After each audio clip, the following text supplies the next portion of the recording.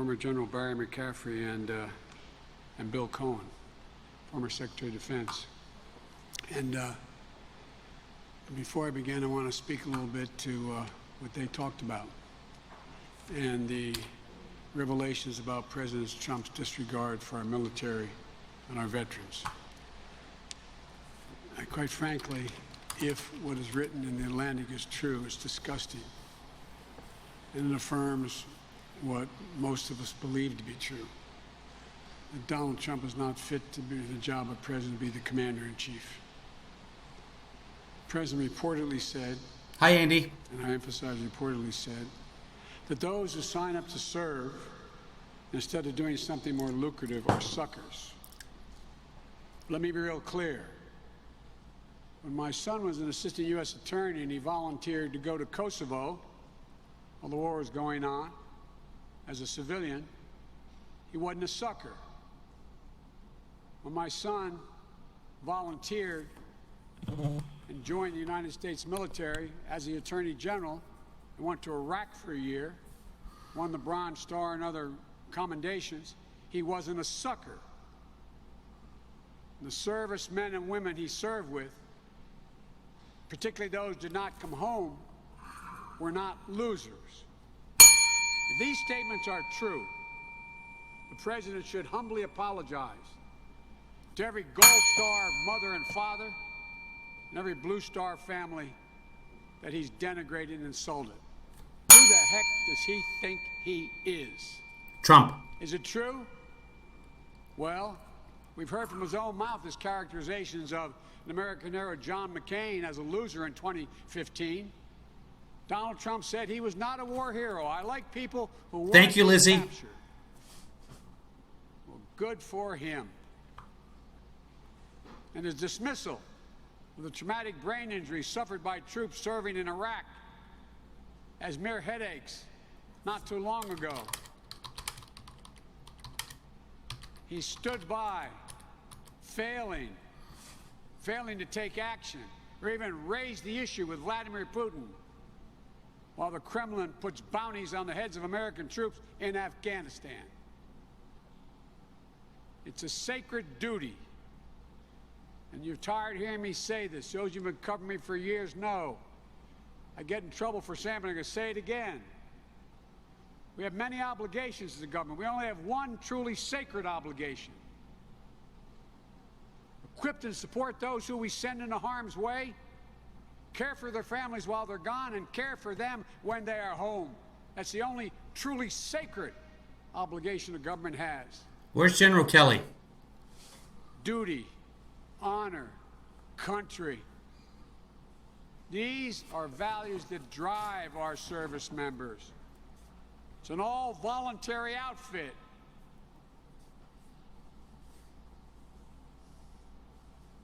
President Trump has demonstrated he has no sense of service, no loyalty to any cause other than himself. If I have the honor of being the next commander-in-chief, I will ensure that our American heroes know I'll have their backs, honor their sacrifice, and those who've been injured will be in military parades.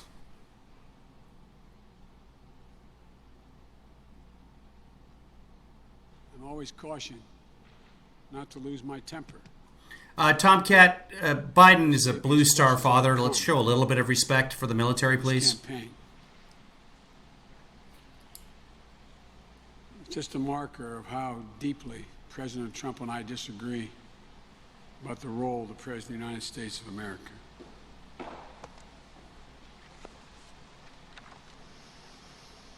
You know,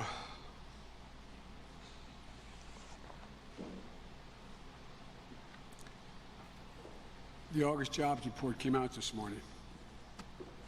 And I'm grateful for everyone who found work again and found a glimmer of hope that brings them back from the edge. But there is real cause for concern as well. The pace of the job gains in August was slower than July, significantly slower than in May and June. More and more temporary layoffs are turning into permanent layoffs. 28 million people have filed for unemployment. And after 6 months in the pandemic, we're less than halfway back to where we were, with 11.5 million Americans not getting their jobs back. We're still down 720,000 manufacturing jobs. In fact, Donald Trump may be the only president in modern history to leave office with fewer jobs than when he took office. I talked to a lot of real working people. Ask them. They feel like they're being left behind. Ask them, how do they feel about the economy coming back? You'll find they don't feel it. And that's why I'm here today, to thank Paul Calistro and his team for hosting us at West End Neighborhood House. Tomcat, I don't believe you for a second. Nobody in the military would treat somebody else in the military like that. So disrespectful. You're gone. We're blocking Tomcat. More than 130 years, through pandemics, wars, depressions. West End has been here for generations of people. We're just looking for a chance, not a handout. Just a fair shot at a good job, a safe place to live, and a better life to pass down to their kids. This is a special place for the Biden family. My daughter Ashley, a social worker, was a caseworker here, helping young people who were aging out of foster care. When my son was the Attorney General, Bo came here, right here, to learn more about job training programs for those working toward a GED and a certificate for a good-paying job. When I was senator and vice president, there were plenty of economists I had around me to talk about every aspect of the economy. But I always think about the people who walk through the doors here, working people, white, black, brown, Latino. What are they doing? Are they okay? I knew if they're okay, as they walked through these doors, the economy was doing okay. If they weren't okay, we weren't doing well. That's what we should be thinking about, this latest jobs report. But the report reinforces the worst fears and painful truths. The economic inequities that began before the downturn have only worsened under this failed presidency. When the crisis started, we all hoped for a few months of a shutdown would be followed by a rapid economic turnaround. No one thought they'd lose their job for good or see small businesses shut down en masse. But that kind of recovery requires leadership. Leadership we didn't have and still don't have. And as a result, economists are starting to call this recession a K-shaped recession, which is a fancy phrase for what's wrong with everything about Trump's presidency. The K means those at the top are seeing things go up, and those in the middle and below are seeing things go down and get worse. It's no surprise, because at root of this is the fact that Trump has mismanaged the COVID crisis, and that's why it's a K-shaped pandemic. First, the president's chaotic mismanagement of the pandemic is still holding us back. Compared to other major industrial countries in Europe and Asia, you missed 50%, Todd. Our unemployment rate is still more than double, while other nations have only gone up by half. Why? Because the president has botched the COVID response, botched it badly. I've said from the beginning, we can't deal with an economic crisis until you beat the pandemic. You can't have an economic comeback when almost 1,000 Americans die each day from COVID, when the death toll has reached about 200,000, when more than 6 million Americans have been infected, when a million more worry about getting sick and dying as schools and businesses try to reopen. We all know it didn't have to be this bad. It didn't have to be this bad to begin with if the president just did his job. If he just took the virus seriously early on in January and February as it spread around the globe. If he just took the steps we needed back in March and April. Thank you, Lizzie. To institute widespread testing and tracing to control the virus. If he provided clear national scientific-based guidance to state and local authorities. If he just set a good example, like social distancing and wearing a mask. It's not too much to ask. It's almost like he doesn't care. He doesn't affect him because it doesn't affect him or his class of friends. Anyone with a big enough checkbook can get rapid tests on demand. If you don't, you might have to wait in line for hours and wait for weeks to get your result, if you can get them at all. If you have the kind of job where you can work from a laptop at home, remotely, risking getting COVID is very small at work. Pillow, I can hear him just fine. If you're having a problem with your audio, adjust your settings. But everybody can hear him speak, right? Yeah, Biden is speaking very clearly. Or drive a truck or deliver packages. You're at much greater risk. You stop with the bell, Joanna. 27 million workers reported that they couldn't work or lost hours because their employer had to close or lost business due to the pandemic. If you can hire a private tutor or have a live-in child care, you can balance being a parent and remote schooling. If you can't, you have to do your job and be a teacher all at once. Jill and I have held briefings on reopening of school safety 2 days ago. Asking the question is, we hear so many parents call and ask us, educators as well, who feel like they're in an impossible situation. What are they supposed to do with our children when the president has made it so hard for schools to reopen safely? What's the alternative when it's devastating to keep them isolated from their friends and their support systems?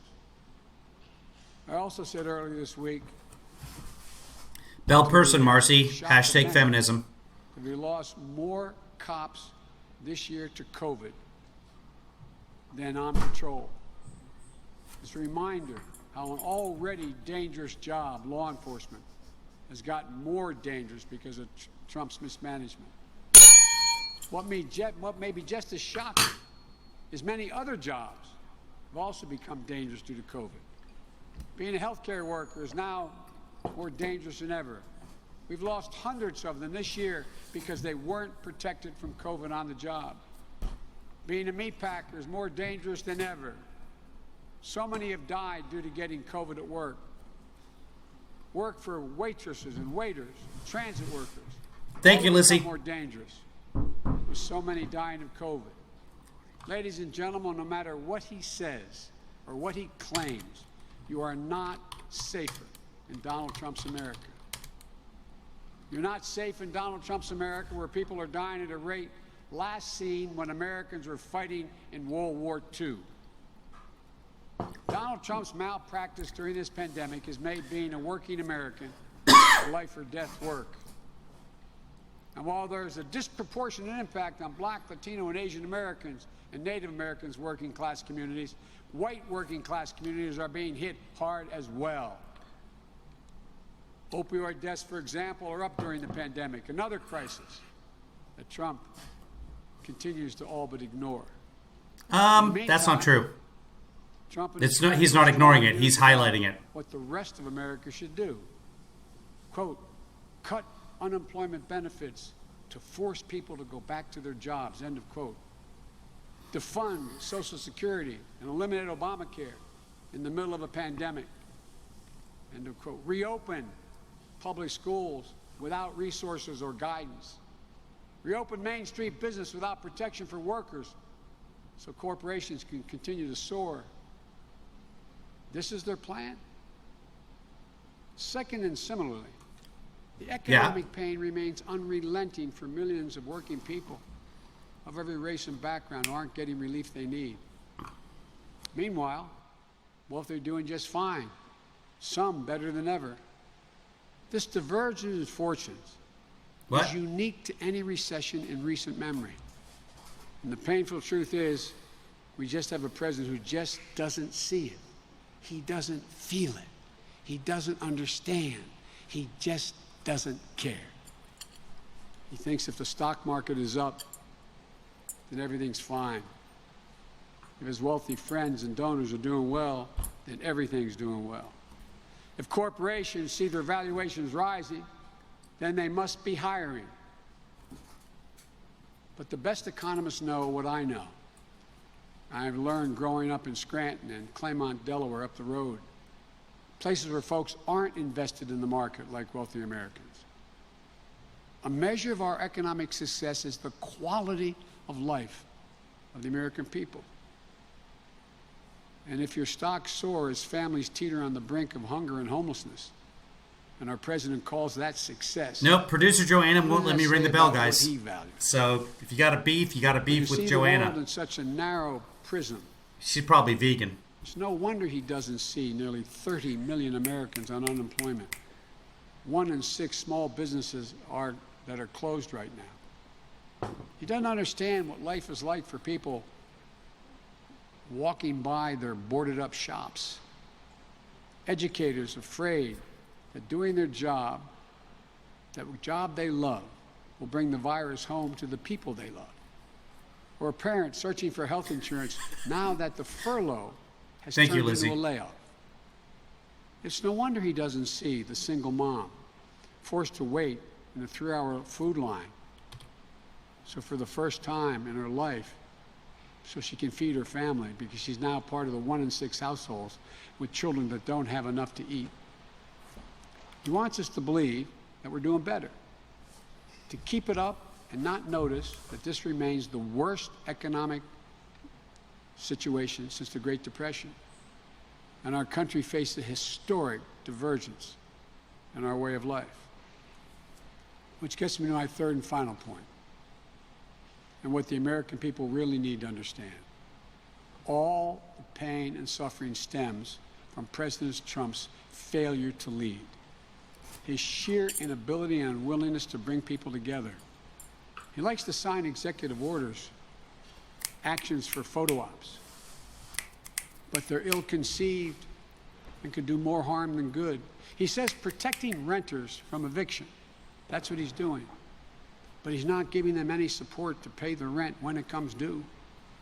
Millions of Americans will only be left with the terrible choice between eviction and living in the streets, or paying back rent they simply don't have, when there was an answer offered and rejected. He says he's continuing to provide enhanced unemployment insurance payments, but he cut the amount that everyone on it will receive, leaves them on the edge when it runs out in a few weeks or sooner. He should be doing his job of calling congressional leaders together immediately to get a deal and deliver real results for the American people. This is the first president in the middle of a crisis I've never seen has called Congress into the Oval Office. If I were president, that's what I'd do, and I'd get it done like previous presidents. Rentals, food, unemployment assistance, tens of millions of struggling Americans, student loan relief, small business support, and aid to schools and state governments that are going bankrupt.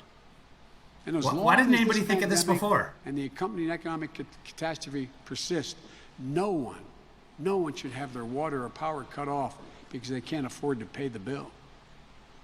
Bottom line, Mr. President, do your job. Get off your golf course and out of the sand bunker. Yeah, get off the golf course. Call the leaders together in the Oval Office. Sit with them and make a deal. Make a deal that delivers for working Americans and eases their anxiety and pain. You're still going to get rich, Lizzie. In July, I laid out my Build Back Better plan for an economy that works for everyone. Over the next 3 weeks, I'll be laying out the sharp contrast my plan has with the president's non-plans. I'll be asking the American people 3 basic questions. Who can handle the pandemic? Who can keep their promises? And who cares about and will fight for working families? Like the people here at West End, throughout this pandemic, they found their way to keep the center open safely and provide for critical services. No one here has been laid off. They adjusted their spaces for social distancing. They started a lending program to help local businesses, hair salons, and other small businesses. They continued their child care services, which is critical for so many working families. By pure courage, heart, and grit, they never give up and they never give in as they pursue the full promise for America. That's the story of the people of this community and this country. That's who we are. give ordinary Americans just half a chance, and they never let the country down, they'll do extraordinary things. They'll never let us down, unlike the current president. And unlike the current president, I won't let you down either. That's what this election is about. Helping people unite, get together, move this country back in the direction that we can be. There's nothing beyond our capacity. Nothing. If we just do it together. Thank you all, and I now take your questions. I guess, are you calling on people, or how am I don't have a list, so you go ahead and call. He should smile more. Thank you, sir. This morning, in reference to that article in The Atlantic, in a call convened by your campaign, Khizr Khan said that the comments demonstrated that President Trump's life is a testament to selflessness, and that his soul is that of a coward. You've talked about this as a different view of how you see the job as president, but when you hear these remarks, suckers, losers, recoiling from amputees, what does it tell you about President Trump's soul and the life he leads? It's a serious question. I'm going to try to be measured in my response. If it's true, and based on other things he said, I believe the article is true, I'd ask you all the rhetorical question. How do you feel? How would you feel if you had a kid in Afghanistan right now? How would you feel if you lost a son, daughter, husband, wife? How would you feel, for real? I know that's not your job to express that feeling, but you know. You know in your heart, you know in your gut. It's deplorable. It's deplorable. I also back the boys in I've blue. said many times, I'll say again, these folks are the backbone of America. I wish the that... heart, the soul, the grit. Hold on. That's what patriotism is about. I wish that Trump would stop Probably. defunding the police in New York, Seattle, Chicago, and Minneapolis. I've just never been as disappointed in my whole career with a leader that I've worked with, president or otherwise, that if the article is true, and it appears to be based on other things he said, it is absolutely damnable. It is a disgrace. Sesky, on a somewhat related topic, what would you say to the supporters of the Qanon, the people who believe in that conspiracy, what they think is true about America, that there's sex trafficking and a conspiracy against President Trump, and what would you say to President Trump for not rejecting that conspiracy and the people who believe in it? I've been a big supporter of mental health. I'd recommend that people who believe it maybe should take advantage while it still exists in the Affordable Care Act. It's bizarre.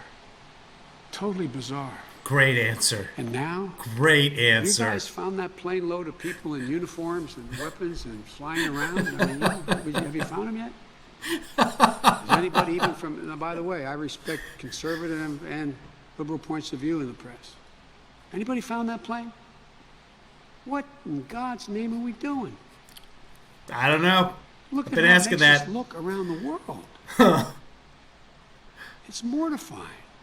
It's embarrassing, and it's dangerous. Yeah. It's dangerous. If the president doesn't know better, which he has to know better, then my Lord, we're in much more trouble than I ever thought we were. It's bizarre. And, you know, this is a case where, you know, I've been surprised, pleased but surprised, with folks I've had political arguments with, like the former governor of Michigan, coming out and endorsing me. All the Republicans are endorsing me. They're reached where I am. That this can't go on. And that burn is This covered by cannot Obamacare, go on. HB. It's a deconstruction of a democratic system. They know it. So I just, I'll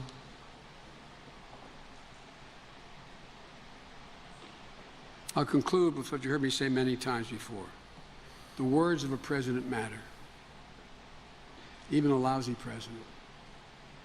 It gives succor, it gives encouragement to people who are spouting irrational views that no one has even close to ever presuming or showing ever existed. And it's done for a simple reason. From the very beginning, he's understood the only way he could win the first time and can win this time is he fundamentally divides the nation. Puts the nation that divides us all at each other's throats. That's not who we are.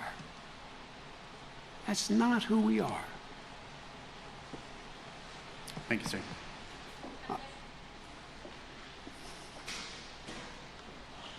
Emma, Debs and Republicans sleep in the same bed to a certain extent, but Trump is so outside the regular, he's hired hookers to pee on the bed. Trump mocked you for wearing a mask and said that this is a sign that you must have some, quote, big issues. He says this even though he knows that, according to scientists and public health officials, wearing masks saves lives. I wonder if you worry that this kind of I love that Biden just takes this with a smile. The United States could deter some Americans who are tuning into him to not wear masks. Well, I wear it for reasons it's a big issue. I'm a smart fella. I listen to scientists. This is not a game. Life and death. Life and death. The reports that we're going to have, maybe there's some reports there's another 100,000 dead, as many as 100,000 dead, more by the end of the year. No, HB, he's got one of those bubble windows. I mean, I don't get it. I mean, I just. Anyway, it's hard to respond to something so idiotic. Okay. Before my second question, just quickly, have you been tested now? It's hard to respond to Yes, something so idiotic. How many times? I've been tested once with the deep test, and I'm going to continue to be testing on a regular basis. Could I just ask quickly about Attorney General William Barr saying on CNN this week, he said that his assessment right now is that China poses the most aggressive threat to U.S. elections, even more than Iran or Russia. Do you believe him? Is that also your understanding based on the intelligence briefings that you have received? No, it's not consistent with the briefings I've received, and he's a lousy enough attorney general, but he's a really bad intelligence officer. It's not consistent because you believe... Because I believe what I've been told. And you all know it. I mean, look, it's you even have outfits like Facebook taking some... Look, it's just, there are a lot of countries around the world I think would be happy to see our elections destabilized. But the one who's working the hardest, most consistently, and never has let up is Russia. And again, it's unfair to say to you guys, but ask yourself the rhetorical question. What is he so afraid of Vladimir Putin about? I mean, what I didn't know if he was going to be able to finish that sentence, but he wrapped it up. I mean, nothing. Nothing. It's almost obsequious. Trump is like, I don't know what that... Anyway, somebody look up semantics. I just want to make it clear. I believe... Within seconds, we're going to get a tweet from Trump using the word obsequious. You're obsequious. I'm not obsequious. You're obsequious business. It's a direct violation of our sovereignty. And if I'm President of the United States, there will be a response. Thank you. That's so different than Russia, if you're listening. Sir, it's been a couple of weeks now since you announced Senator Harris as your running mate, and we haven't seen her out very much, including yesterday in Kenosha. Why is that, and what role do you see her playing in the final 2 She's months? been on the road. She's out herself. The role is that, just like when Barack and I campaigned, We tried to cover as much territory as we could, and both of us out campaigning. She is an incredibly competent candidate. She is doing a great job. There will be times when we're together, but there's a lot of territory to cover. I talk with her almost every day. I speak with her. We work together, and I have great confidence in her. There's nothing about not campaigning together. It's about being able to cover more territory. And just as a second question, do you know when you will have another COVID test? Do you have any plan, any future testing coming up? Well, what they're doing is they're going to do it on a regular basis because everyone on my service detail and people who come into the house with me, they're all attested. So I just, yes, sir, show up and put my head back, when they tell me. You don't know when it'll be? Next one? Pardon me? That sounds like every Thursday night for me. I imagine it'll be sometime this week. I just don't know. But it'll be a regular basis. Thank you. Biden's going to get tested 50 to 84%. Thank you, sir. Let me ask you about another thing the president said last night. He once again suggested to his supporters that they should consider voting twice if they're in one of those states that can allow you to request an absentee ballot, say, fill that out, and then go try voting again in person. State officials have said it's a felony in some cases. Just curious what you make of it. It is. It is a felony. You're a felony here in the state of Delaware.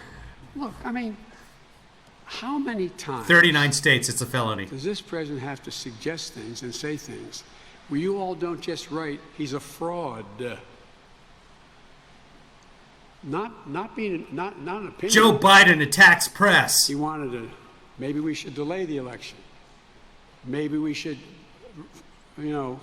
write-in ballots are fraudulent, not a single bit of evidence. I'm not obsequious. It just is. Biden is bejeweled. And I think it's all designed to create so much chaos that no matter what the outcome of the election is, that it's thrown up in the air. I mean, that must be his reason because, he says and does things that no other president I like white I'm Obama. aware of in American history has ever done. And we all go, well, there's another ridiculous, illegal, inappropriate thing he said, but we said so many of them, it doesn't matter. That's where we are. It is, it just undermines the legitimacy of our democratic process, and it's dangerous. You said today is the angriest you've been as a presidential candidate. But you said you're trying to restrain yourself. There are a lot of people out there who are supporting you or are inclined to not vote for the president who would say, why isn't Joe Biden angrier about all of this? Because presidents of the United States should be What presidential. kind of a question is that and for a Blue should Star father? lead by example, as well as make clear exactly where they stand. Getting down in the gutter like the president does, saying things that I'd be inclined if we were behind a barn somewhere, would be a different thing. But that's not the job of a president. The job of a president is to set an example. My anger is real because I must tell you, I carry, and I deliberately didn't bring with me today, Delaware National Guard had a pin made up that's a gold star that was made up for my son Bo, who didn't die in the field. And I always carry it with me. And I didn't carry it today because I was worried that if I focused too much on it, that I would engage in some of the kind of language the president has used. But I just think it is sick. It is deplorable. It is so un-American. It is so unpatriotic. And then watching him this morning, while I was shaving and the TV on, talking about he never said anything like that. He honored John McCain. He's the reason why flags were flown at half-mast. Oh, wasn't that noble of him? He's the same guy that when the ship went into harbor, he made sure the USS McCain was covered. You couldn't see it. Yep. He's the same guy that denigrated John. He's the same guy who did a similar thing where he talked about George H.W. Bush, who was shot down in the Pacific. I mean, but he just stands there. It's almost pathological. I've never said anything like that. That's a terrible Trump. No one's Do been this. better to the military. I've just got to focus on what has to be done, not what he did, what I do from here, what gets done from here. Thank you, sir.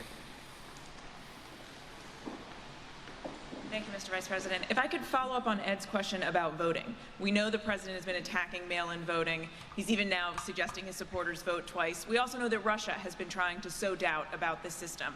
Are you concerned at all that this messaging may be working, that your supporters may give up on voting by mail because they're concerned that it may be rigged? Yes, I am. That's why I try not to talk about it so much, because we're playing, the more we talk about, there's two things he wants us to talk about. Is the election legitimate? And the whole country's up in flames. Everything's burning.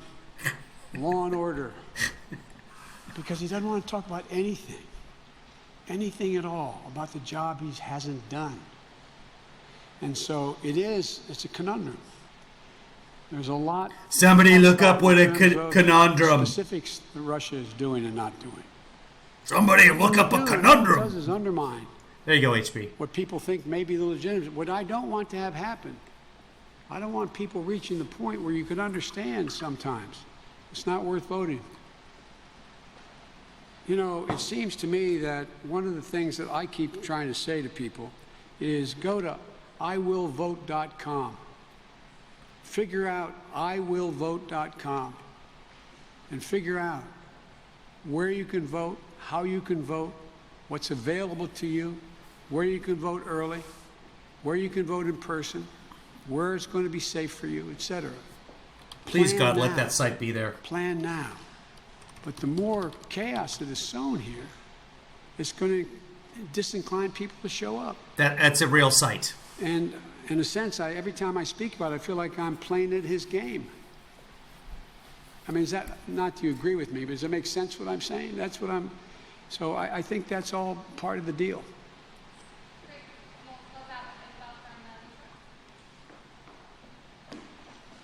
Todd, in your band, I want to play the conundrums. Thank you, Mr. Vice President.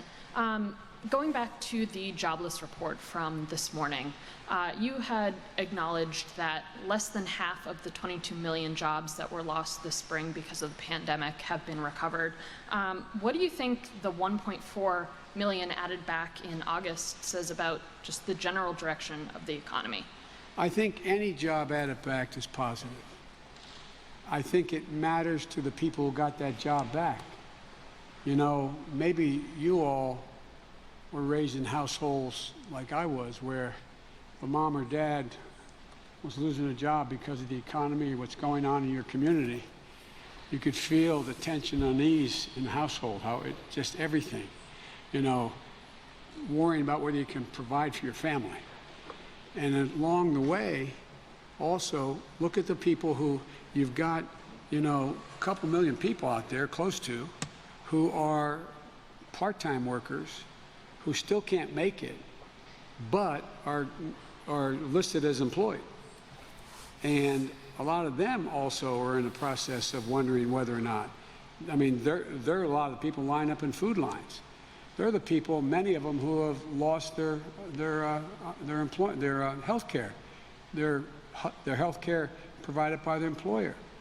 They're the same people who are out there worrying, if this president is able to win in court and wipe out the entire Affordable Care Act and all the 100 million people with pre-existing conditions won't be able to get insurance even if they had the money. And I mean, it's just the anxiety is enormous, And look, again, I'm not being solicitous. Bye, Barb. Among the brightest people I've dealt with my whole career have been the press. Not a joke. You're all extremely well educated. You're well read. You have significant backgrounds. I can't go from one extreme to the other. The majority have tried to report the news, not just opinion. Enemy of the people, but extremely well educated. I can't mental whiplash. Believe that you don't feel the same. Not Democrat, Republican, okay? You don't feel the same anxiety because you got a brother or a sister, a mother, a father, a son or a daughter who's going through what you're not, what we're not. We have jobs. Well, I don't have a job now, but we have jobs. Biden's out of work. So it's a real concern. And I just think that this has moved beyond Democrat, Republican. I think it's moved to trying to put this country back together again so we can move.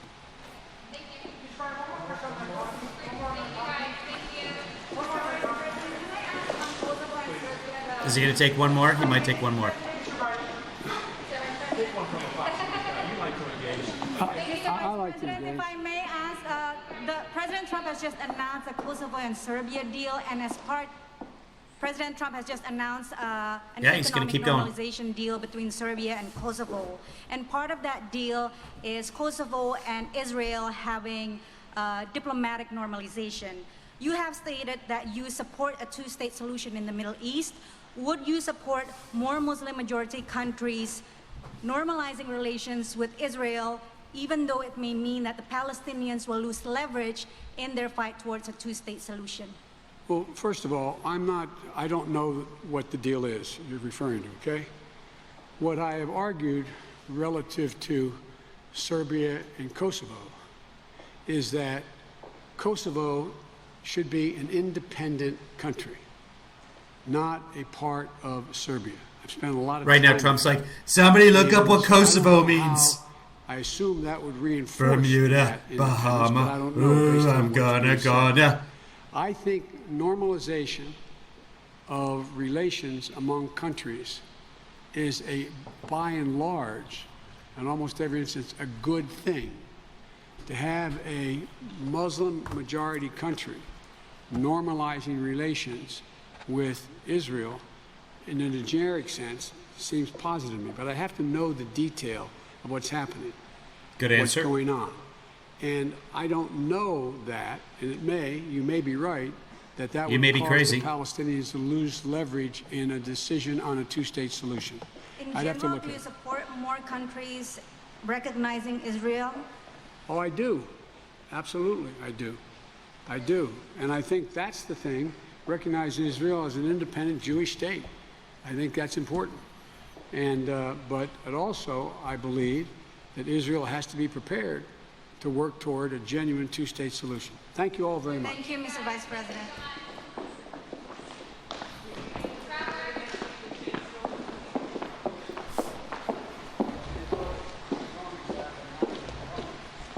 And he's talking to his aides there.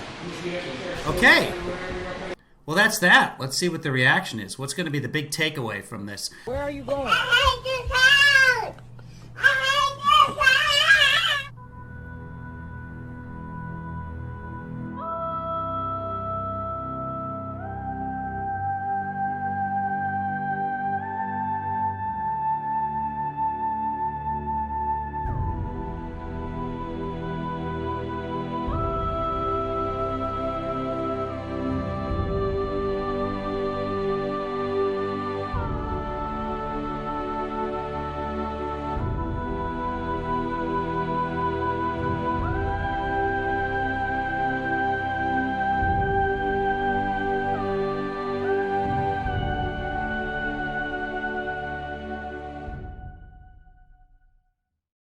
Kevin, is this helpful to Joe Biden?